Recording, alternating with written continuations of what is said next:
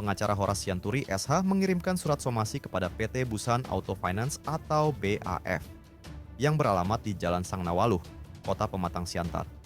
Somasi tersebut dilayangkan atas tindakan dugaan perampasan kendaraan milik Harlin Malindo Sinaga yang dilakukan oleh oknum debt collector saat dikendarai oleh anaknya yang masih berusia 16 tahun. Tindakan perampasan kendaraan yang dikendarai anak di bawah umur ini melanggar Undang-Undang Perlindungan Anak. Mereka belum cakap hukum dan cara seperti ini jelas tidak manusiawi. Apalagi anak tersebut kini trauma akibat kejadian ini.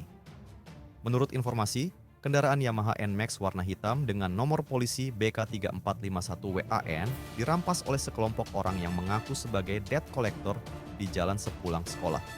Sang anak kini dilaporkan mengalami trauma berat akibat insiden tersebut. Pemilik sepeda motor Harlin Sinaga mengatakan bahwa anaknya kini mengalami gangguan psikis sehingga takut untuk keluar rumah. Ia bahkan tidak bisa tidur nyenyak. Untuk itu Harlin berharap pihak leasing bertanggung jawab dan segera memberikan penjelasan. Tim wartawan mencoba mengonfirmasi ke pihak PT BAF. Namun, pihak keamanan mengatakan bahwa divisi terkait sedang tidak berada di tempat dan pihaknya tidak bersedia memberikan kontak untuk dihubungi.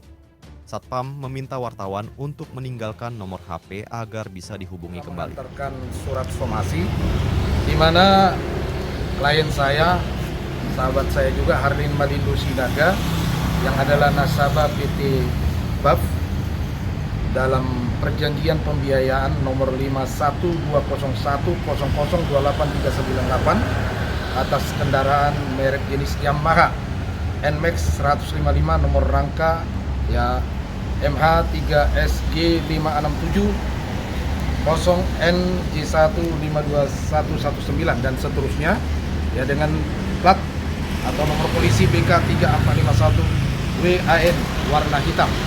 Nah, klien saya mendapatkan informasi dikala anaknya membawa sepeda motor tersebut ya dihentikan oleh orang yang tak dikenal dan diambil sepeda motor dengan paksa. Kenapa dengan paksa?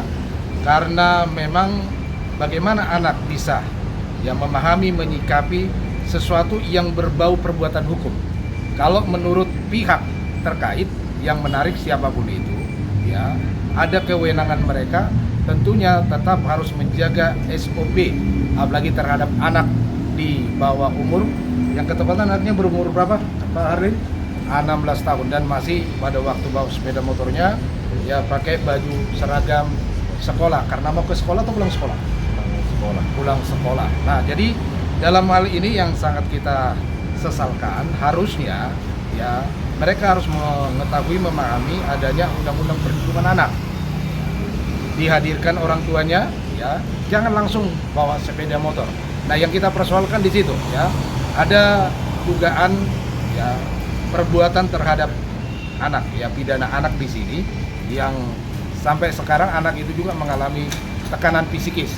Dia nggak ngerti bagaimana, andai kata dia ngerti pun dia tidak cakap dalam membuat perlakuan hukum, menjelaskan, menerangkan. Nah, untuk itu kami sangat berharap ya bagaimana pihak BAP ya menanggapi somasi kami dan bisa ada penyelesaian masalah tentang adanya angsuran yang mungkin belum dibayar. Itu sesuatu hal yang sangat kita hormati dari klien, dia akan menyelesaikan semua itu. Tapi masalah dirampas, diduga dirampas dari anak, ini yang akan kita pertanyakan. Demikian. Langkah hukum apa yang akan Abang ambil ke depan? Biasa, bagian dari kita kan somasi 1 nih masuk somasi 2 ya.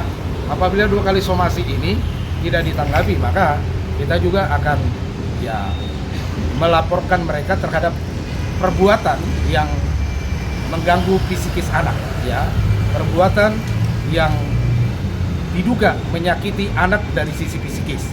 Ya, kalau masalah tentang sepeda motor dibenarkan diambil dari anak tersebut, kita minta tanggapan mereka nanti. Tetapi sepengetahuan kita, anak sudah terperiksa sekali. Anak andai kata terlapor pun, keterangannya bisa baru diambil setelah ada orang tua yang mendampingi. Anak sebagai saksi pun harus ada orang tua yang mendampingi. Berarti ada dugaan pelanggaran Undang-Undang Perlindungan Anak pasal 76? Jelas, artinya mereka harus memahami itu, ya. tidak sama perlakuan terhadap anak, bahkan sidang anak sendiri pun berbeda dengan sidang umum. Jadi dalam hal ini kita harapkan agar profesionalisme daripada semua ya pihak-pihak terkait, tadi kolektor harus ada.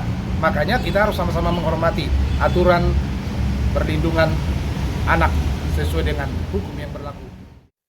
Berdasarkan pasal 76B Undang-Undang Nomor 35 Tahun 2014 tentang Perlindungan Anak, setiap orang dilarang melakukan kekerasan terhadap anak, termasuk tindakan eksploitasi. Jika terbukti bersalah, pelaku dapat dikenakan sanksi pidana sesuai hukum yang berlaku. Kasus ini masih terus berkembang, dan kami akan terus memantau tanggapan dari pihak PT BAF terkait somasi ini. Kita berharap kejadian serupa tidak terulang kembali, terutama yang melibatkan anak-anak.